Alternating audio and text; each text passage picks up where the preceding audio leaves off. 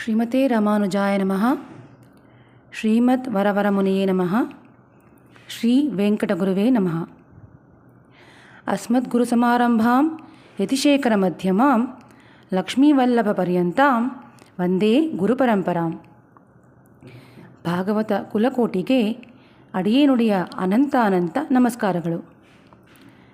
ತಿರುಪ್ಪಾವೆಯಲ್ಲಿ ಪೂರ್ವಾಚಾರ್ಯರುಗಳ ಶ್ರೀ ನುಡಿಮುತ್ತುಗಳು ಎನ್ನುವ ಶೀರ್ಷಿಕೆಯಡಿಯಲ್ಲಿ ಇಂದು 6ನೇ ಪಾಶುರಕ್ಕೆ ಸೇರಿದಂತೆ ಪೂರ್ವಾಚಾರ್ಯರುಗಳ ವ್ಯಾಖ್ಯಾನಕ್ಕನುಗುಣವಾಗಿ ಐತಿಹ್ಯಗಳನ್ನು ಹಂಚಿಕೊಂಡು ಅನುಭವಿಸಲು ಆಚಾರ್ಯರ ಪಾದಾರವಿಂದಗಳಿಗೆ ನಮಿಸುತ್ತಾ ನಿಮಗೆಲ್ಲರಿಗೂ ಹೃದಯಪೂರ್ವಕ ಸ್ವಾಗತವನ್ನು ಕೋರುತ್ತಿದ್ದೇನೆ. ಹಿಂದಿನ ಪಾಶುರದಲ್ಲಿ ವ್ರತಾನುಷ್ಠಾನಕ್ಕೆ ಸಿದ್ಧತೆ ಮಾಡಿಕೊಳ್ಳಲು ನಿರ್ಧರಿಸಿ ಅತಿ ಮುಂಜಾನೆ ಎದ್ದು ಬರುವೆವು ಎಂದು ಗೋದೆಗೆ ತಿಳಿಸಿ ತಮ್ಮ ತಮ್ಮ ಮನೆಗಳಿಗೆ ನಿದ್ರಿಸಲು ಹೋದರು ಗೋಪಿಯರು. ಈ ಪಾಶುರದಿಂದ ಆರಂಭಿಸಿ ಮುಂಬರುವ 10 ಪಾಶುರಗಳಲ್ಲಿ 10 ಗೋಪಿಯರನ್ನು ಎಬ್ಬಿಸುತ್ತಾಳೆ ಗೋದೆ. 10 ಗೋಪಿಯರನ್ನು ಎಬ್ಬಿಸುವುದು ಗೋಕುಲದ ಅಷ್ಟೂ ಗೋಪಿಯರನ್ನು ಎಬ್ಬಿಸಿದ್ದಕ್ಕೆ ಉಪಲಕ್ಷಣ ಎನ್ನುತ್ತಾರೆ ನಮ್ಮ ಪೂರ್ವಾಚಾರ್ಯರುಗಳು. ಈಗ ಇನ್ನೊಂದು ಸಂದೇಹ, ಅದೇಕೆ ಗೋಪಿಯರನ್ನು ಎಬ್ಬಿಸಬೇಕು? ಅವರಿಗೆ ಬೇಕೆಂದರೆ ಅವರೇ ಎದ್ದು ಬರಲಿ ಎಂದು ತಾನು ಮಾತ್ರವೇ ಹೋಗಿ ನೀರಾಡಿ ವ್ರತಾನುಷ್ಠಾನ ಮಾಡಬಹುದಿತ್ತಲ್ಲವೇ ಎಂದು. ಏಕಸ್ವಾದು ನ ಭುಂಜೀತ, ಅದಾಗಿ ರಸವತ್ತಾದ ಪದಾರ್ಥವನ್ನು ಒಬ್ಬನೇ ಏಕಾಂಗಿಯಾಗಿ ಅನುಭವಿಸಬಾರದು. ಭಗವಂತನಂತಹ ರಸಮಯವಾದ ತತ್ವ ಇನ್ನೊಂದಿಲ್ಲ. ಕನಿ ಎಂಗೋ ಪಾಲೆಂಗೋ ಎನ್ನುತ್ತಾರೆ ಆಳ್ವಾರರು. ಹಾಗಾಗಿ ಎಲ್ಲರನ್ನೂ ಎಬ್ಬಿಸಿ ಎಲ್ಲರೊಡಗೂಡಿ ಕೃಷ್ಣ ಎನ್ನುವ ರಸವತ್ತಾದ ಫಲಾಮೃತವನ್ನು ಅನುಭವಿಸುವ ಇಚ್ಛೆಯಿಂದ ಎಲ್ಲರನ್ನೂ ಎಬ್ಬಿಸುತ್ತಾಳೆ ಗೋದೆ. ಅದು ಮಾತ್ರವಲ್ಲದೆ ವೇದವಲ್ಲಾರಹಳೆಕ್ಕೊಂಡು ವಿನ್ನೋರ್ ಪೆರುಮಾನ್ ತಿರುಪ್ಪಾದಂ ಪಣಿಂದು ಎನ್ನುವಂತೆ ಭಾಗವತರನ್ನು ಮುಂದಿಟ್ಟುಕೊಂಡೇ ಭಗವಂತನನ್ನು ಅನುಭವಿಸಬೇಕೇ ವಿನಃ ಒಬ್ಬರೇ ಅನುಭವಿಸುವುದು ತರವಲ್ಲ. ಇಲ್ಲಿ ಮಲಗಿರುವವರಿಗೂ ಎಬ್ಬಿಸುವವರಿಗೂ ಕೃಷ್ಣ ಪ್ರೀತಿಯಲ್ಲಿ ಯಾವ ವ್ಯತ್ಯಾಸವೂ ಇಲ್ಲ. ತಮ್ಮ ರಕ್ಷಣಾಭಾರವನ್ನು ಭಗವಂತನಿಗೆ ಸಮರ್ಪಿಸಿದ ನಂತರ ನಾವು ಮಾಡುವುದೇನಿದೆ? ನಾವು ವ್ರತಾನುಷ್ಠಾನ ಮಾಡುವುದು ನಮ್ಮ ಸ್ವರೂಪಕ್ಕೆ ವಿರೋಧವಾದೀತು ಎಂದು ಬಗೆದು ಮಲಗಿರುವವರು ಕೆಲವರು. ಭಗವದನುಭವ ರಸವು ಹೃದಯಕ್ಕೆ ಸೋಕಿ ಮಲಗಲೂ ಆಗದೆ ಕೃಷ್ಣನನ್ನು ತಕ್ಷಣವೇ ಪಡೆಯಬೇಕೆಂದು ಮುಂಚಿತವಾಗಿಯೇ ಎದ್ದ ಕೆಲವರು. ಇವರೊಳಗೂಡಿ ಗೋದೆಯು ಮಲಗಿರುವ ಗೋಪಿಯರನ್ನು ಎಬ್ಬಿಸಲು ಹೊರಟಿದ್ದಾಳೆ. ಒಂದೊಂದು ಪಾಶುರದಲ್ಲೂ ಹಗಲು ಮೂಡಿತು ಎಂಬುದಕ್ಕೆ ಗುರುತನ್ನು ಹೇಳಿ ಕೃಷ್ಣನ ಗುಣಚೇಷ್ಟಿತಗಳನ್ನು ತಿಳಿಸಿ ಮಲಗಿರುವ ಒಬ್ಬೊಬ್ಬ ಗೋಪಿಕೆಯನ್ನು ಎಬ್ಬಿಸುತ್ತಾರೆ. ಪುಳ್ಳುಂ ಶಿಲಂಬಿನ ಕಾಣ್, ಎಲ್ಲರಿಗಿಂತ ಮುಂಚಿತವಾಗಿಯೇ ಎದ್ದು ನಿಮ್ಮನ್ನೆಲ್ಲ ಎಬ್ಬಿಸುತ್ತೇನೆ ಎಂದು ಹೇಳಿ ಹೀಗೆ ಮಲಗಿರುವುದು ತರವೇ ಎಂದು ಗೋಪಿಯರು ಕೇಳಿದ್ದಕ್ಕೆ, ಹೌದೇ, ಆಗಲೇ ಬೆಳಗಾಯಿತೆ ಎಂದು ಮಲಗಿದ್ದ ಗೋಪಿಕೆ ಮರುಪ್ರಶ್ನೆ ಮಾಡುತ್ತಾಳೆ. ಆ ಪ್ರಶ್ನೆಗೆ ಉತ್ತರವಾಗಿ ಪುಳ್ಳುಂ ಶಿಲಂಬಿನ ಕಾಣ್ ಎನ್ನುತ್ತಾರೆ. ಬೆಳಗಾಗಿದ್ದರಿಂದಲೇ ಪಕ್ಷಿಗಳು ತಮ್ಮ ಗೂಡುಗಳನ್ನು ಬಿಟ್ಟು ಆಹಾರಕ್ಕಾಗಿ ಹುಡುಕಲು ಹೊರಟು ಚಿಲಿಪಿಲಿ ಎಂದು ಶಬ್ದ ಮಾಡುತ್ತಿವೆಯಲ್ಲ, ಆ ಶಬ್ದವು ನಿನ್ನ ಕಿವಿಗೆ ಬೀಳಲಿಲ್ಲವೇ ಎಂದು ಕೇಳುತ್ತಾರೆ. ಈ ಸಾಲಿಗೆ ಹೊಂದುವಂತೆ ನಾವು ಆರಾಯಿರಪ್ಪಡಿಯಲ್ಲಿ ಪೂರ್ವಾಚಾರ್ಯರ ನುಡಿಮುತ್ತೊಂದನ್ನು ಕಾಣಬಹುದು. பிள்ளையாழ்வான் ಎನ್ನುವ ಭಾಗವತರೊಬ್ಬರು பகவத் சமாஸ்ரயணத்துக்கு அனுகூலமான காலத்தை சூச்சிப்பிக்கின்ற பக்ஷிநாதமல்லது இவ்வாத்மாவுக்கு ಉದ್ದೇಶಮಿಲ್ಲೈ ಎಂದು ಹೇಳುತ್ತಾರೆ. ಈ ಐತಿಹ್ಯವನ್ನು ಎತ್ತಿ ತೋರಿಸುತ್ತಾರೆ ವ್ಯಾಖ್ಯಾತ. ಅದಾಗಿ ಗೋದೆ ಸೂರ್ಯೋದಯವಾದುದಕ್ಕೆ ಹಕ್ಕಿಗಳು ಕೂಗುವುದನ್ನು ಗುರುತಾಗಿ ಹೇಳಿದಾಗ ಭಗವಂತನನ್ನು ಸೇರಲು ಅನುಕೂಲಕರವಾದ ಕಾಲವಾದ ಅತಿ ಮುಂಜಾನೆ ಹೊತ್ತಲ್ಲಿ ನಮ್ಮನ್ನು ಎಬ್ಬಿಸಲೋಸಗ ಈ ಹಕ್ಕಿಗಳು ಮಾಡುವ ಚಿಲಿಪಿಲಿ ಕಲರವಕ್ಕಿಂತ ಈ ಆತ್ಮಗಳಿಗೆ ಉದ್ದೇಶವಾದದ್ದು ಬೇರೊಂದಿರಲು ಸಾಧ್ಯವಿಲ್ಲ ಎಂದು ಪಿಳ್ಳೈಯಾಳ್ವಾರ್ ಹೇಳುತ್ತಿದ್ದರು ಎಂದು ನಂಪಿಳ್ಳೈ ತಿಳಿಸಿಕೊಟ್ಟಿದ್ದನ್ನು ವ್ಯಾಖ್ಯಾತ ಇಲ್ಲಿ ನಮಗಾಗಿ ಎತ್ತಿ ತೋರಿಸಿ, ಇಂತಹ ಈ ಹಕ್ಕಿಗಳ ಕಲರವ ಈ ಆತ್ಮೋಜ್ಜೀವನಕ್ಕೆ ಎಷ್ಟು ಉದ್ದೇಶವಾದದ್ದು ಎನ್ನುವುದನ್ನು ಬಹು ಅದ್ಭುತವಾಗಿ ವ್ಯಾಖ್ಯಾನಿಸಿ ತೋರಿಸಿದ್ದಾರೆ. ಅದಾಗಿ ಹಕ್ಕಿಗಳ ಚಿಲಿಪಿಲಿ ಕಲರವವನ್ನು ಸಹ ನಮ್ಮ ಪೂರ್ವಾಚಾರ್ಯರುಗಳು ಭಗವದ್ ವಿಷಯಕ್ಕೆ ಪೂರಕವಾಗಿ ಹೊಂದಿಸಿ ಅನುಭವಿಸುತ್ತಿದ್ದರು ಎಂಬುದನ್ನು ನಾವಿಲ್ಲಿ ಕಾಣಬಹುದು.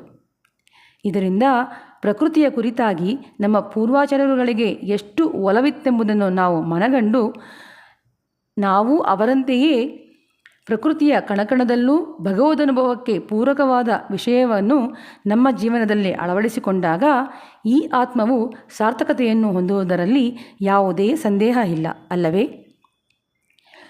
ಮುಂದುವರಿಯುತ್ತಾ, ಗೋಪಿಯರು ಹಕ್ಕಿಗಳ ಚಿಲಿಪಿಲಿನಾದವು ನಿನಗೆ ಕೇಳಲಿಲ್ಲವೇ ಎಂದು ಗೋಪಿಯರು ಕೇಳಿದಾಗ ಒಳಗೆ ಮಲಗಿದ್ದ ಗೋಪಿಕೆ, ಆಹಾ, ನೀವುಗಳು ಅವುಗಳನ್ನು ಮಲಗಲೂ ಬಿಡದೆ ಎಬ್ಬಿಸಿ ಹೊರಡಿಸಿದ್ದೀರಿ, ಹಾಗಾಗಿಯೇ ಅವು ಬೇರೆ ವಿಧಿಯಿಲ್ಲದೆ ಎದ್ದು ಹೊರಟಿವೆ. ಇದು ಬೆಳಗಾಯಿತು ಎನ್ನುವುದಕ್ಕೆ ಗುರುತು ಹೇಗಾದೀತು ಎನ್ನುತ್ತಾಳೆ. ಇದಕ್ಕೆ ಹೊಂದುವಂತೆ ಆಚಾನ್ ಪಿಳ್ಳೈ ಎನ್ನುವ ಪರಮ ಶ್ರೀ ವೈಷ್ಣವರೊಬ್ಬರು ಹೇಳಿದ ಶ್ರೀ ನುಡಿಮುತ್ತೊಂದನ್ನು ಇಲ್ಲಿ ಉದಾಹರಿಸಿ ತೋರಿಸುತ್ತಾರೆ ವ್ಯಾಖ್ಯಾತ. ಆಂಡಾಳ್ ಪಿರಂದ ಊರಿಲ್ ಪಕ್ಷಿகளுக்குத்தான் ಉರಕ್ಕമുണ്ടೋ? ಆಂಡಾಳ್ ಹುಟ್ಟಿದ ಊರಲ್ಲಿ ಪಕ್ಷಿಗಳಾದರೂ ನಿದ್ರಿಸಲು ಸಾಧ್ಯವೇ ಎಂದು ರಸಮಯವಾಗಿ ವರ್ಣಿಸುತ್ತಾರೆ ಆಚಾನ್ ಪಿಳ್ಳೈ ಎಂಬುದನ್ನು ನಾವು ನಾಲಾಯರಪ್ಪಡಿಯಲ್ಲಿ ಕಾಣಬಹುದು. ಅದಾಗಿ ಆಂಡಾಳ್ ಜನಿಸಿದ ಊರಾದ ಶ್ರೀವಿಲ್ಲಿಪುತ್ತೂರಲ್ಲಿ ವಾಸಿಸುವ ಪಕ್ಷಿಗಳು ಸಹ ಆಂಡಾಳ್ ಸಹವಾಸದಿಂದ ಅವಳಂತೆಯೇ ಸ್ವಭಾವವನ್ನು ಬೆಳೆಸಿಕೊಂಡು ಬಿಟ್ಟಿರುತ್ತವೆ ಎಂದರ್ಥ. ಸಜ್ಜನರ ಸಂಘವದು ಹೆಜ್ಜೇನು ಸವಿದಂತೆ ದುರ್ಜನರ ಸಂಘದೊಡನಾಟ ಬಚ್ಚಲಿನ ರುಚ್ಚಿನಂತಿಕ್ಕು ಸರ್ವಜ್ಞ. ಇದು ಸರ್ವಜ್ಞ ವಚನ. ಅಂದರೆ ಒಳ್ಳೆಯವರ ಜೊತೆಗಿನ ಸ್ನೇಹ ಸಿಹಿಯಾದ ಜೇನಿಗೆ ಸಮ, ಅದು ಯಾವಾಗಲೂ ಸಿಹಿಯನ್ನೇ ನೀಡುತ್ತದೆ. ಆದರೆ ದುಷ್ಟರ ಸಂಘ ಇಂದು ಹಾಲಾಗಿ ಕಂಡರೂ ಕೊಚ್ಚೆಯ ಕೆಸರಿನಂತೆ, ಅದು ಯಾವಾಗಲೂ ಅಸಹ್ಯವಾಗಿಯೇ ಇರುತ್ತೆ. ಹಾಗಾಗಿ ನಾವು ಯಾರ ಒಡನಾಟ ಮಾಡುತ್ತೇವೆ ಎಂಬುದು ಬಹು ಮುಖ್ಯವಾಗುತ್ತದೆ. ಪರಮ ಸಾತ್ವಿಕನೋಡೆ ಸಹವಾಸಂ ಪಣ್ಣುಗೆಯುಂ ವೈಷ್ಣವಾಧಿಕಾರಿಕ್ ಅವಶ್ಯಾಪೇಕ್ಷಿತಂ ಎಂದು ಪಿಳ್ಳೈ ಲೋಕಾಚಾರ್ಯರು ಮುಮುಕ್ಷುಪ್ಪಡಿಯ ದ್ವಯ ಪ್ರಕರಣದ ಆರಂಭದಲ್ಲಿ ಹೇಳಿರುವಂತೆ, ನಮ್ಮ ಆತ್ಮೋಜ್ಜೀವನಕ್ಕೆ ಹೊಂದುವಂತೆ ಪರಮ ಸಾತ್ವಿಕರೊಂದಿಗೆ ಸಹವಾಸ ಮಾಡಿಕೊಳ್ಳುವುದು ಒಬ್ಬ ನಿಜ ಶ್ರೀವೈಷ್ಣವನಿಗೆ ಅತ್ಯವಶ್ಯಕವಾದ ಅಧಿಕಾರವಾಗಿರುತ್ತದೆ. ಅಂತೆಯೇ ಶ್ರೀವಿಲ್ಲಿಪುತ್ತೂರಲ್ಲಿ ವಾಸಿಸುವ ಪಕ್ಷಿಗಳು ಸಹ ಪರಮ ವೈಷ್ಣವ ಲಕ್ಷಣಗಳನ್ನು ಹೊಂದಿರುತ್ತವೆ. ಕಾರಣ ಅವು ಪರಮ ಭಾಗವತೋತ್ತಮೆಯಾದ ಆಂಡಾಳ್ ಜನಿಸಿದ ಊರಲ್ಲಿ ಅವಳೊಡನಾಡಿಯಾಗಿ ವಾಸಿಸುತ್ತಾ ಅವಳಿಗೆ ಸಹಾಯ ಮಾಡಲು ಸದಾ ಸಿದ್ಧವಿರುತ್ತದೆ. ಕಾಲೆ ಎಳುಂದಿருந்து ಕರಿಯ ಕುರುವಿ ಕಣಂಗಳ್ ಮಾಲಿನ್ ವರವು ಶೊಲ್ಲಿ ಮರುಳ್ಪಾಡುದಲ್ ಮೇಮೆಗಳೋ ಎಂದು ಅತಿ ಮುಂಜಾನೆ ವೇಳೆಯಲ್ಲಿ ಏಳುವ ಪಕ್ಷಿಗಳು ಭಗವಂತನ ಬರುವಿಕೆಯನ್ನು ತಿಳಿಸಲೋಸಗ ಚಿಲಿಪಿಲಿ ಎಂದು ಹಾಡುವುದನ್ನು ನಾಯ್ಚಿಯಾರ್ ತಿರುಮಳಿಯಲ್ಲಿ ಆಂಡಾಳ್ ಸಹ ಇದನ್ನೇ ಹೇಳಿ ತೋರಿಸುತ್ತಾಳೆ. ಅಷ್ಟೇ ಅಲ್ಲದೆ ಅವಳಿಗೆ ಕೃಷ್ಣ ವಿರಹವು ಅತಿಯಾಗಿ ಕಾಡಿದ ಸಮಯದಲ್ಲಿ ಪಾಡುಂ ಕುಯಿಲ್ಗಾಳ್ ಮಯಿಲ್ಗಾಳ್ ಇದನ್ನ ಪಾಡಲ್ ನಲ್ಲ ವೇಂಗಡವಾನರ್ ನಮಕ್ಕೊರು ವಾಳ್ವ ತಂದಾಲ್ ಒಂದು ಪಾಡುಮೆನ್ ಎಂದು ತನ್ನ ದುಃಖವನ್ನು ಪಕ್ಷಿಗಳೊಡನೆ ಹಂಚಿಕೊಂಡು ಈ ಸಮಯದಲ್ಲಿ ನಿಮ್ಮದೇನು ಹಾಡು, ಆ ಭಗವಂತನು ನನಗೆ ಒಳ್ಳೆಯ ಬದುಕನ್ನು ನೀಡಿದಾಗ, ಅದಾಗಿ ಅವನ ಸಂಶ್ಲೇಷ ಭೋಗ್ಯವನ್ನು ನೀಡಿದಾಗ ಆಗ ಬಂದು ಹಾಡಿರಿ. ಈಗ ಸದ್ಯಕ್ಕೆ ನನ್ನ ದುಃಖಕ್ಕೆ ಸಹಯೋಗ ನೀಡುತ್ತಾ ಹಾಡುವುದನ್ನು ನಿಲ್ಲಿಸಿ ಎಂದು ಪಕ್ಷಿಗಳೊಡನೆ ಸಂಭಾಷಣೆ ನಡೆಸುವುದನ್ನು ನಾವು ನಾಚ್ಯಾರ್ ತಿರುಮಳಿಯಲ್ಲಿ ಕಾಣಬಹುದು. ಹಾಗಾಗಿ ಹೇಗೆ ಅತಿ ಮುಂಜಾನೆ ವೇಳೆ ಎದ್ದು ನೀರಾಡಿ ಭಗವಂತನನ್ನು ಆಶ್ರಯಿಸಬೇಕು ಎನ್ನುವ ತುಡಿತದೊಂದಿಗೆ ಆಂಡಾಳ್ ರಾತ್ರಿಯಿಡೀ ನಿದ್ರಿಸದೇ ಇರುವಳೋ, ಅವಳಂತೆಯೇ ಅವಳ ಒಡನಾಡಿಗಳಾದ ಅವಳ ಸಹವಾಸದಲ್ಲಿ ಬೆಳೆದ ಆ ಪಕ್ಷಿಗಳು ಸಹ ನಿದ್ದೆ ಮಾಡದೆ ಅವಳಂತೆಯೇ ಅತಿ ಮುಂಜಾನೆ ವೇಳೆಗಾಗಿ ಎದುರು ನೋಡುತ್ತಿದ್ದು, ಆ ಬ್ರಾಹ್ಮಿ ಮುಹೂರ್ತದ ವೇಳೆಯು ಸಮೀಪಿಸಿದೊಡನೆ ಆಂಡಾಳ್ಗೆ ಜಾಗೃತಿ ಮೂಡಿಸಲೆಂದು ಸಂತೋಷದಿಂದ ಚಿಲಿಪಿಲಿ ಕಲರವ ಮಾಡುತ್ತವೆ. ಆದ್ದರಿಂದಲೇ ಆಂಡಾಳ್ ಪಿರಂದ ಊರಿಲ್ ಪறவைகளுக்குத்தான் ಉರಕ್ಕமுಂಡೋ ಎಂದು ಆಚಾನ್ ಪಿಳ್ಳೈ ಎನ್ನುವ ಶ್ರೀವೈಷ್ಣವರು ರಸಮಯವಾಗಿ ಹೇಳಿದ ಮಾತನ್ನು ಇಲ್ಲಿ ವ್ಯಾಖ್ಯಾತ ಉಲ್ಲೇಖಿಸಿ ತೋರಿಸುತ್ತಿದ್ದಾರೆ. ಅಬ್ಬಾ, ಎಂತಹ ಅದ್ಭುತವಾದ ವರ್ಣನೆ ಅಲ್ಲವೇ? ಅಂತೆಯೇ ಒಳಗೆ ಮಲಗಿದ್ದ ಗೋಪಿಯೂ ಸಹ, ನೀವು ಅವುಗಳನ್ನು ನಿದ್ದೆ ಮಾಡಲು ಬಿಟ್ಟಿದ್ದರಲ್ಲವೇ ಅವು ಹೇಳುವುದು? ಅವೆಲ್ಲವೂ ಮಲಗಿಯೇ ಇಲ್ಲ. ನೀವು ಮುಂಜಾನೆ ಆಗುವ ಮುನ್ನವೇ ಎದ್ದು ಬಂದಿರುವುದನ್ನು ನೋಡಿ ಬೆಳಗಾಯಿತು ಎಂದು ಭಾವಿಸಿ ಅವುಗಳು ಚಿಲಿಪಿಲಿಗಾನ ಮಾಡುತ್ತಿವೆ. ಹಾಗಾಗಿ ಇದು ಬೆಳಗಾಯಿತೆನ್ನುವುದಕ್ಕೆ ಗುರುತಾಗಿ ಸ್ವೀಕರಿಸಲು ಸಾಧ್ಯವಿಲ್ಲ. ಮತ್ತಿನ್ನೇನಾದರೂ ಗುರುತಿದ್ದರೆ ಹೇಳಿ ಎನ್ನುತ್ತಾಳೆ. ಅದಕ್ಕೆ ಪ್ರತ್ಯುತ್ತರವಾಗಿ, ಪುಳ್ಳರಯ್ಯನ್ ಕೋಯಿಲಿಲ್ ಬೆಳ್ಳ ವಿಳಸಂಗಿನ್ ಪೇರರವಂ ಕೇಟ್ಟಿಲೆಯೋ? ಆ ಶ್ರೀಹರಿಯ ಗುಡಿಯಲ್ಲಿ ಮೊಳಗುತ್ತಿರುವ ಶ್ವೇತವರ್ಣದ ಶಂಖವು ಪಾಂಚಜನ್ಯಕ್ಕಿಂತಲೂ ಮಿಗಿಲಾಗಿ ಮಾಡುತ್ತಿರುವ ಮಹಾನಾದವು ನಿನ್ನ ಕಿವಿಗೆ ಬೀಳಲಿಲ್ಲವೇ ಎಂದು ಕೇಳಿದಾಗ ಮಲಗಿರುವವಳಿಗೆ ಏನೂ ಹೇಳಲು ತೋಚದೆ ನಿರುತ್ತರಳಾಗುತ್ತಾಳೆ. ಈ வெள்ளை ವಿಳಿಸಂಗಿನ್ ಪೇರರವಂ ಕೇಟ್ಟಿಲೆಯೋ ಎನ್ನುವ ಸಾಲಿನಲ್ಲಿ ಬರುವ ಪೇರರವಂ ಎನ್ನುವ ಪದಕ್ಕೆ ಹೊಂದಿದಂತೆ ನಾವು ಪೂರ್ವಾಚಾರ್ಯರ ನುಡಿಮುತ್ತೊಂದನ್ನು ನಾಲಾಯರಪ್ಪಡಿಯಲ್ಲಿ ಕಾಣಬಹುದು. ಪೇರರವಂ ಅದಾಗಿ 8 ದಿಕ್ಕುಗಳಿಗೂ ಕೇಳಿಸುವಂತೆ ಮೊಳಗುವ ಮಹಾಶಬ್ದ. ಇದನ್ನು ಅನಂದಾಳ್ವಾನ್ ಶ್ರೀರಾಮಾಯಣದ ವೃತ್ತಾಂತಕ್ಕೆ ಹೋಲಿಸಿ ಹೇಳುತ್ತಾರೆ. ಮಹಾರಾಜರ್ ವಾಶಲಿಲೆ ಶೆಂಡ್ರು ಇಳೆಯ ಪೆರುಮಾಳ್ ಶಿರು ನಾನೇಟ್ರಿ ಎರಿಂದಾರ್. ಮಹಾರಾಜರ ಅರಮನೆಯ ಬಾಗಿಲಲ್ಲಿ ನಿಂತು ಲಕ್ಷ್ಮಣನು ತನ್ನ ಬಿಲ್ಲಿಗೆ ಬಾಣವನ್ನು ಏರಿಸಿ ಬಿಟ್ಟನು ಎಂದಾಗ ಅದಕ್ಕೆ ಅನಂತಾಳ್ವಾರರು ತಾರೆಯಿನುಡೆಯ ತನೋಷ್ಮಾವೈ ಪಟ್ರಿ ಕಿಡಂದ ಆಂಧ್ಯಮುಂ ತೀರುಗೈಕು ಪೋರುಂ ಇದ್ವನಿ ಎಂದರಂತೆ. ನಮಗೆಲ್ಲ ತಿಳಿದಿರುವಂತೆ ವಾಲಿಯನ್ನು ಕೊಂದು ಸುಗ್ರೀವನಿಗೆ ರಾಜ್ಯವನ್ನು ಬಿಡಿಸಿಕೊಟ್ಟ ಶ್ರೀರಾಮನಿಗೆ ಮಳೆಗಾಲ ಕಳೆದ ನಂತರ ನಾನು ಸೀತೆಯನ್ನು ಹುಡುಕಿಸಿಕೊಡುವ ಕೆಲಸವನ್ನು ಪ್ರಾರಂಭಿಸುತ್ತೇನೆ ಎಂದು ವಚನವನ್ನು ನೀಡಿದ ಸುಗ್ರೀವ ಕೊಟ್ಟ ಮಾತಿನಂತೆ ಮಳೆಗಾಲ ಮುಗಿದ ನಂತರವೂ ಯಾವುದೇ ಪ್ರಯತ್ನವನ್ನು ಮಾಡದೆ ಕೊಟ್ಟ ಮಾತನ್ನು ಮರೆತು ತನ್ನರಮನೆಯಲ್ಲಿ ಸುಖಭೋಗದಲ್ಲಿ ಮುಳುಗಿದ್ದನು. ಸುಗ್ರೀವನನ್ನು ಭೇಟಿಯಾಗಿ ಅವನಿಗೆ ತನ್ನ ಕೊಟ್ಟ ಮಾತನ್ನು ನೆನಪಿಸಿ ಬರುವಂತೆ ಶ್ರೀರಾಮನು ಲಕ್ಷ್ಮಣನನ್ನು ಕಳುಹಿಸುತ್ತಾನೆ. ಲಕ್ಷ್ಮಣನೋ ಮಹಾಕೋಪಿಷ್ಟ. ಅವನು ಇಷ್ಟು ಕೋಪಿಸಿಕೊಂಡರೂ ಅದು ಅವನ ಮುಖದಲ್ಲಿ ಎದ್ದು ಕಾಣುತ್ತಿತ್ತು. ಎಷ್ಟಾದರೂ ಆದಿಶೇಷನ ಅವತಾರವಲ್ಲವೇ? ಭಗವಂತನಿಗೆ ಒಂದಿಷ್ಟು ಕ್ಲೇಶ ಉಂಟಾದರೂ ಅದನ್ನು ಅವನು ಸಹಿಸಲಾರ. ಸುಗ್ರೀವನು ತಾನಾಗಿಯೇ ಬರಬೇಕಿತ್ತು. ಆದರೆ ಹಾಗೆ ಮಾಡದೆ ಅಣ್ಣನು ಹೇಳಿ ಕಳಿಸುವಂತೆ ಮಾಡಿದನಲ್ಲ ಎನ್ನುವ ಕೋಪದೊಂದಿಗೆ ಹೋಗಿ ಅವನ ಅರಮನೆಯ ಬಾಗಿಲಲ್ಲಿ ನಿಂತು ತಾನು ಬಂದಿರುವುದನ್ನು ತಿಳಿಸಲು ಸಹ ತನ್ನ ಬಿಲ್ಲನ್ನು ಕೈಗೆ ತೆಗೆದುಕೊಂಡು ಅದರ ದಾರವನ್ನು ಒಮ್ಮೆ ಹಿಂದಕ್ಕೆ ಜೋರಾಗಿ ಎಳೆದು ಬಿಟ್ಟಾಗ ಆ ಬಿಲ್ಲಿನಿಂದ ಹೊರಟ ಮಹಾಶಬ್ದವು ಹೇಗಿತ್ತೆಂದರೆ, ತಾರೆಯಿನುಡೆಯ ಸ್ತನೋಷ್ಮಾವೈ ಪಟ್ರಿಕ್ಕಿಡಂದ ಆಂಧ್ಯಮುಂ ತೀರುಗೈಕು ಪೋರುಂ ಅಧ್ವನಿ. ಅದಾಗಿ ಅಂತಃಪುರದಲ್ಲಿ ತಾರೆಯ ಎದೆಯ ಮೇಲೆ ತಲೆಯಿಟ್ಟು ಅವಳ ದೇಹದ ಉಷ್ಣದ ಸುಖಭೋಗದ ನಶೆಯನ್ನು ಅನುಭವಿಸುತ್ತಿದ್ದ ಸುಗ್ರೀವನ ಎದೆಯೊಳಗೆ ಹೊಕ್ಕು ಅವನ ಇಡೀ ದೇಹವು ಆ ಕ್ಷಣದಲ್ಲಿ ಗಡಗಡ ನಡುಗಿ ಆನಂದಾನುಭವದಲ್ಲಿ ಮೈಮರೆತಿದ್ದ ಅವನನ್ನು ಎಚ್ಚರಿಸುವಂಥ ಮಾರ್ಧನಿಯಾಗಿತ್ತು. ಅದೇ ರೀತಿ ಪುಳ್ಳರಯ್ಯನ್ ಕೋಯಿಲಿಲ್ ಬೆಳ್ಳೈ ವಿಳಸಂಗಿನ್ ಪೇರರವಂ, ಶ್ರೀಹರಿಯ ಗುಡುಗೆಯಲ್ಲಿ ಮೊಳಗುತ್ತಿರುವ ಶ್ವೇತವರ್ಣದ ಶಂಖವು ಮಾಡುತ್ತಿರುವ ಮಹಾನಾದವೂ ಸಹ ಸುಗ್ರೀವನಂತೆ ಭಗವಂತನನ್ನು ಮರೆತು ಬ್ರಾಹ್ಮಿ ಮುಹೂರ್ತದಲ್ಲಿ ಏಳದೆ ಸುಖನಿದ್ರೆಯಲ್ಲಿ ಮುಳುಗಿರುವ ಅಜ್ಞಾನಿಗಳಾದ ನಮ್ಮಗಳ ಹೃದಯವನ್ನು ಹೊಕ್ಕು ತಾಮಸ ನಿದ್ರೆಯಿಂದ ನಮ್ಮನ್ನು ಎಚ್ಚರಿಸುವಂಥ ಪೇರರವಂ ಅದಾಗಿ ಮಹಾನಾದವಾಗಿದೆ ಎಂದು ಬಹು ಅದ್ಭುತವಾಗಿ ವರ್ಣಿಸುತ್ತಾರೆ ಅನಂತಾಳ್ವಾನ್ ಎನ್ನುವುದನ್ನು ವ್ಯಾಖ್ಯಾತ ತಮ್ಮ ನಾಲಾಯರಪ್ಪಡಿಯಲ್ಲಿ ಉಲ್ಲೇಖಿಸಿ ತೋರಿಸಿದ್ದಾರೆ. ಹೀಗೆ ಪೇರರವಂ ಕೇಟಿಲೆಯೋ, ಮಹಾನಾದವು ನಿನ್ನ ಕಿವಿಗೆ ಬೀಳಲಿಲ್ಲವೇ ಎಂದು ಕೇಳಿದ್ದಕ್ಕೆ ಆ ಗೋಪಿಯು ನಿರುತ್ತರಳಾದುದನ್ನು ಅರಿತ ಗೋಪಿಯರು ಪಿಳ್ಳಾಯ್ ಎಂದು ಅವಳನ್ನು ಸಂಬೋಧಿಸಿ ಕರೆಯುತ್ತಾರೆ. ಪಿಳ್ಳಾಯ್ ಎಳುಂದಿರಾಯ್. ಪಿಳ್ಳಾಯ್ ಎಂದರೆ ಪುಟ್ಟ ಮಗು. ಭಗವದ್ ವಿಷಯದಲ್ಲಿ ಈಗಷ್ಟೇ ಕಣ್ಣುಬಿಟ್ಟಿರುವ ಪುಟ್ಟ ಮಗುವಿನಂತೆ ಮುಗ್ಧೆಯಾಗಿರುವವಳೇ, ನಿನಗಿನ್ನೂ ಅನುಭವವು ಸಾಲದು ಎಂದು ಹೇಳುತ್ತಾರೆ. ಈ ಸಾಲಿಗೆ ಹೊಂದುವಂತೆ ನಾವು ಆರಾಯರಪ್ಪಡಿಯಲ್ಲಿ ಪೂರ್ವಾಚಾರ್ಯರ ನುಡಿಮುತ್ತೊಂದನ್ನು ಕಾಣಬಹುದು. ಒಂದೊಮ್ಮೆ ತಿರುಪ್ಪಾವೆಯ ಕುರಿತು ಸಂವಾದವು ನಡೆಯುತ್ತಿರುವಾಗ ಶ್ರೀ ಪರಾಶರ ಭಟ್ಟರು ತಿರುವಾಯ್ಪಾಡಿಯಲ್ ಉಳ್ಳಾರಿಲ್ ಚಿಂತೆಯಂತಿಯೋಪಾದಿ ಕೃಷ್ಣ ಸಂಶ್ಲೇಷத்தில் ಪುದಿಯಾರಿಲ್ಲೈ. ತಿರುವಾಯ್ಪಾಡಿಯಲ್ಲಿ ವಾಸಿಸುವ ಗೋಪಿಯರಲ್ಲಿ ಕೃಷ್ಣ ಸಂಶ್ಲೇಷಕ್ಕೆ ಚಿಂತೆಯಂತಿಯಂತೆ ಹೊಸಬಳು ಇನ್ನೊಬ್ಬಳಿರಲಾರಳು ಎಂದರಂತೆ. ಗೋಪಿಯರನ್ನು ತನ್ನೆಡೆಗೆ ಆಕರ್ಷಿಸುವ ಸಲುವಾಗಿ ಕೃಷ್ಣನು ಬೃಂದಾವನದಲ್ಲಿ ಕುಳಿತು ತನ್ನ ಪಿಳ್ಳಂಗೋವಿಯನ್ನು ಊದುವನು.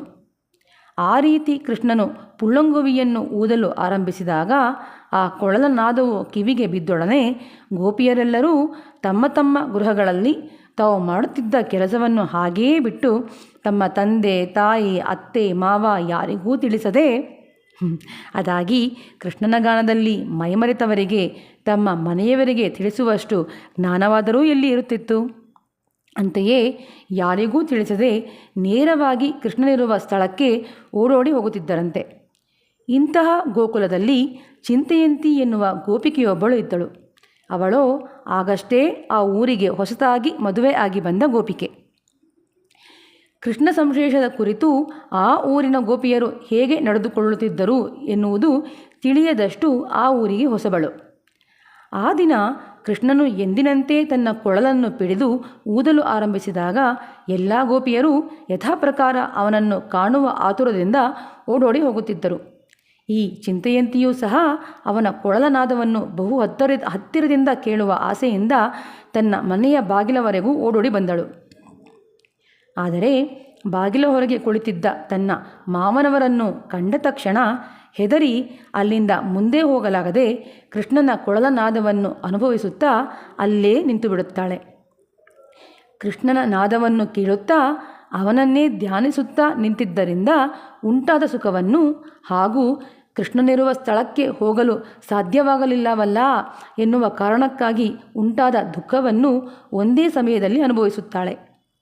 ಹೀಗೆ ಸುಖವನ್ನು ಅನುಭವಿಸಿದ್ದಕ್ಕಾಗಿ ಅವಳು ಸೇರಿಸಿಟ್ಟಿದ್ದ ಪುಣ್ಯದ ಮೂಟೆಯೂ ಹಾಗೂ ದುಃಖವನ್ನು ಅನುಭವಿಸಿದ್ದಕ್ಕಾಗಿ ಅವಳು ಸೇರಿಸಿಟ್ಟಿದ್ದ ಪಾಪದ ಮೂಟೆಯೂ ಒಂದೇ ಸಮಯದಲ್ಲಿ ಸುಟ್ಟು ಬೂದಿಯಾಗಿ ಅವಳ ಆತ್ಮವು ಪಾಪ ಪುಣ್ಯಗಳ ಭಾರದಿಂದ ಬಿಡುಗಡೆಯನ್ನು ಹೊಂದಿ ಅವಳ ದೇಹದಿಂದ ಬೇರಾಗಿ ಭಗವಂತನ ಶ್ರೀಪಾದವನ್ನು ಸೇರುತ್ತದೆ. ಅಂದರೆ ಅವಳು ನಿಂತಲ್ಲಿಯೇ ಆ ಕ್ಷಣದಲ್ಲಿಯೇ ಅವಳ ಉಸಿರು ನಿಂತು ಹೋಗಿ ಮೋಕ್ಷವನ್ನು ಹೊಂದುತ್ತಾಳೆ.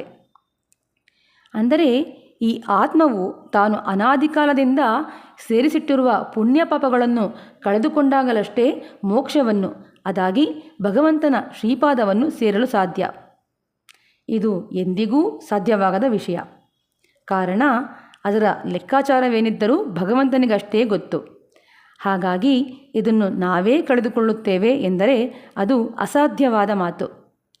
ಭಗವಂತನ ಕೃಪೆಯೊಂದೇ ಇದನ್ನು ಕಳೆಯಲು ಮಾರ್ಗೋಪಾಯ. ಆದ್ದರಿಂದಲೇ ನಮ್ಮ ಪೂರ್ವಾಚಾರ್ಯರುಗಳು ಅವನ ಕೃಪೆಗೆ ಈ ಆತ್ಮಗಳು ಪಾತ್ರರಾಗಬೇಕೆಂದೇ ನಮ್ಮಗಳ ಆತ್ಮೋಜ್ಜೀವನಕ್ಕಾಗಿ ನುಡಿಮುತ್ತುಗಳನ್ನು ಅನುಗ್ರಹಿಸಿದ್ದಾರೆ. ಈ ನುಡಿಮುತ್ತುಗಳ ಸಾರವನ್ನು ಗ್ರಹಿಸಿ ಅವರು ತೋರಿಸಿಕೊಟ್ಟ ಮಾರ್ಗದಲ್ಲಿ ನಡೆದರೆ ಆತ್ಮೋಜ್ಜೀವನವಾಗುವುದರಲ್ಲಿ ಯಾವುದೇ ಸಂದೇಹವಿಲ್ಲ. ಕಥೆಯನ್ನು ಮುಂದುವರಿಸುತ್ತಾ ಆ ಚಿಂತೆಯಂತಿಯು ಹೇಗೆ ಭಗವದಾನುಭವಕ್ಕೆ ಹೊಸಬಳಾಗಿದ್ದಳೋ ಅದೇ ರೀತಿ ಈ ಗೋಪಿಯೂ ಸಹ ಕೃಷ್ಣಾನುಭವಕ್ಕೆ ಹೊಸಬಳಾಗಿದ್ದವಳಾದ್ದರಿಂದ ಅವಳನ್ನು ಪಿಳ್ಳಾಯ್ ಎಂದು ಸಂಬೋಧಿಸುತ್ತಿದ್ದಾಳೆ ಗೋದೆ ಎಂದು ಭಟ್ಟರು ಹೇಳಿದ್ದನ್ನು ಉಲ್ಲೇಖಿಸಿ ಅತ್ಯದ್ಭುತವಾಗಿ ವರ್ಣಿಸುತ್ತಾರೆ ವ್ಯಾಖ್ಯಾತ. ಪೇಯ್ಮುಲೆ ನಂಜುಂಡು. ಶ್ರೀಕೃಷ್ಣನನ್ನು ಕೊಲ್ಲುವುದಕ್ಕಾಗಿ ಪೂತನಿಯು ತಾಯಿಯ ವೇಷದಲ್ಲಿ ಬಂದು ತನ್ನ ವಿಷಮಯ ಸ್ತನ್ಯಪಾನವನ್ನು ಮಾಡಿಸಿದಳು. ಇದನ್ನು ಬಲ್ಲವನಾದ ಶ್ರೀಕೃಷ್ಣನು ಆ ಸ್ತನ್ಯವನ್ನು ಪ್ರಾಣಸಹಿತ ಹೀರಿಬಿಟ್ಟ. ಒಡನೆಯೇ ಆರ್ಭಟ ಮಾಡಿಕೊಂಡು ಚೀತ್ಕರಿಸಿ ಅವಳು ಸತ್ತುಬಿಟ್ಟಳು. ಹೀಗೆ ಅವಳ ದೇಹವೇ ಅವಳ ಪಾಪದಿಂದ ನಾಶವಾಗಿ ಭಗವಂತನಿಗೆ ಅರ್ಪಿತವಾಯಿತು. ಕಳ್ಳಚ್ಚಗಡಂ ಕಲಕ್ಕಳೆಯ ಕಾಲೋಚ್ಚಿ. ಮುಂದೆ ವಂಚಕನಾಗಿ ಗಾಡಿಯ ರೂಪದಲ್ಲಿ ಬಂದು ಶಕಟಾಸುರನನ್ನು ಶ್ರೀಕೃಷ್ಣನು ತನ್ನ ಕಾಲಿನಿಂದ ಒದ್ದು ಕಟ್ಟುಗಳನ್ನೆಲ್ಲ ನಾಶವಾಗುವ ಹಾಗೆ ಮಾಡಿ ಸಂಹಾರ ಮಾಡಿದ. ಬೆಳ್ಳತ್ತರವೀಲ್ ತುಯಿಲಮರಂದ ವಿತ್ತಿನೈ. ಆ ಕೃಷ್ಣನೇ ಬೆಳ್ಳಗಿರುವ ಆದಿಶೇಷನ ಮೇಲೆ ಯೋಗನಿದ್ರೆಯಲ್ಲಿರುವ ಸಮಸ್ತ ಜೀವಿಗಳಿಗೂ ಬೀಜಸ್ವರೂಪನಾಗಿ ಮೂಲ ಕಾರಣ ನೆನೆಸಿರುವ ಶ್ರೀಮನ್ನಾರಾಯಣ. உள்ளத்துக்கொண்டு முனிவர்களும் யோகிகளும் மெல்ல எழுந்து அரியன்ற பேரரவம் ಅಂತಹ ಶ್ರೀಮನ್ನಾರಾಯಣನ ನಾಮಗಳನ್ನೇ ಮುನಿಗಳು ಯೋಗಿಗಳು ಧ್ಯಾನಿಸಿ ಸಂಕೀರ್ತನೆ ಮಾಡುತ್ತಾ ಹರಿಹಿ ಹರಿಹಿ ಎನ್ನುವ ಘೋಷವು ನಮ್ಮ ಹೃದಯವನ್ನು ಪ್ರವೇಶಿಸಿ ಮನಸ್ಸಿಗೆ ಆನಂದವನ್ನುಂಟು ಮಾಡಿ ನಮ್ಮನ್ನು ಎಚ್ಚರಿಸಿತು. ಉಳ್ಳಂಪುಗಂದು ಕೊಳಿರ್ಂದೇಲೋರೆಂಬಾವಾಯ್. ಆದರೆ ಅಂತಹ ಹರಿನಾಮ ಘೋಷವು ನಿನ್ನ ಹೃದಯವನ್ನು ಹೊಕ್ಕು ನಿನಗೆ ತಂಪನ್ನು ಉಂಟು ಮಾಡಿರುವಾಗ ಅದನ್ನು ಕೇಳಿಯೂ ನೀನಿನ್ನೂ ಮಲಗಿರುವೆಯಲ್ಲ ಪಿಳ್ಳಾಯ್ ಮುಗ್ಧೆಯೇ, ಈ ಕೂಡಲೇ ನೀನು ಎದ್ದು ಬಾ ಎಂದು ಇವರು ಹೇಳಲು ಹೀಗೆ ಕರೆದೊಡನೆ ಇನ್ನು ಮಲಗಿರಲು ಸಾಧ್ಯವಾಗದೆ ತಕ್ಷಣವೇ ಎದ್ದು ಬಂದು ಇವರ ಜೊತೆಗೂಡುತ್ತಾಳೆ ಆ ಗೋಪಿಕೆ. ಪೂತನಿಯ ವಿಷವನ್ನು ಹೀರಿದಂತೆ ಈ ಸಂಸಾರ ಬಂಧನದಲ್ಲಿ ಬಿದ್ದು ನಲಗುತ್ತಿರುವ ಜೀವಾತ್ಮರಾದ ನಮ್ಮ ಪಾಪಗಳನ್ನೆಲ್ಲ ಹೀರಿ ಪುಣ್ಯರೂಪನಾದ ಭಗವಂತನ ಸಾಮೀಪ್ಯ ದೊರಕಿಸಿಕೊಡಲೆಂದು ಹಾಗೂ ಶಕಟನನ್ನು ಒದ್ದು ಪುಡಿಪುಡಿ ಮಾಡಿದಂತೆ ನಮ್ಮೊಳಲಿರುವ ಅಜ್ಞಾನ ಅಂಧಕಾರವನ್ನು ಪುಡಿಪುಡಿಯಾಗಿಸಿ ಭಗವಂತನೆಂಬ ಬೆಳಕನ್ನು ತೋರಿಸಿಕೊಳ್ಳಲೆಂದು ಅವತರಿಸಿದವರೇ ನಮ್ಮ ಪೂರ್ವಾಚಾರ್ಯರುಗಳು. ಅಂತಹ ಪೂರ್ವಾಚಾರ್ಯರುಗಳ ಶ್ರೀಪಾದಗಳನ್ನು ಆಶ್ರಯಿಸಿ ಅವರು ಅನುಗ್ರಹಿಸಿದ ಶ್ರೀನುಡಿಮುತ್ತುಗಳ ಅರ್ಥಭಾವಾರ್ಥವನ್ನು ಮನಸ್ಸಿನಲ್ಲಿ ತುಂಬಿಕೊಂಡು ಅವರುಗಳು ತೋರಿಸಿಕೊಟ್ಟ ಮಾರ್ಗದಲ್ಲಿ ನಡೆದು ಭಗವಂತನ ಸಾಮೀಪ್ಯವನ್ನು ಹೊಂದೋಣ ಎಂದು ಹೇಳುತ್ತಾ ಅಸ್ಮದಾಚಾರ್ಯರ ಪಾದಾರವಿಂದಗಳಿಗೆ ನಮಿಸುತ್ತಾ ಇಂದಿನ ಸಂಚಿಕೆಗೆ ಮಂಗಳ ಹಾಡುತ್ತಿದ್ದೇನೆ. ಅಡಿಯೇನ್ ಶ್ರೀರಾಮಾನುಜದಾಸಿ ಕೃಷ್ಣ ತಪಸ್ವಿನಿ. ಶ್ರೀಮತ್ಯೈ ವಿಷ್ಣುಚಿತ್ತಾರ್ಯ ಮನೋನಂದನ ಹೇತುವೆ ನಂದನಂದನ ಸುಂದರಿಯೇ ಗೋದಾಯಿಯೇ ನಿತ್ಯಮಂಗಳಂ ಶ್ರೀಮತೆ ಸೌಮ್ಯಜಾಮಾತೃ ಮುನೀಂದ್ರಾಯ ಮಹಾತ್ಮನೆ ಶ್ರೀರಂಗವಾಸಿನೇ ಭೂಯಾತ್ ನಿತ್ಯಶ್ರೀರ್ನಿತ್ಯಮಂಗಳಂ. ಮಂಗಳಾಶಾಸನಪರೇರ್ ಮದಾಚಾರ್ಯ ಪುರೋಗಮೈ ಸರ್ವೈಶ್ಚ ಪೂರ್ವೈರಾಚಾರ್ಯೈ ಸತ್ಕೃತಾಯಾಸ್ತು ಮಂಗಳಂ. ஆண்டாள் அரங்கமன்னார் திருவடிகளே சரணம். ஆழ்வார் எம்பெருமானார் ஜீயர் திருவடிகளே சரணம். ஆச்சாரியன் திருவடிகளே சரணம். ஸ்ரீமதே ராமானுஜாய நமஹ.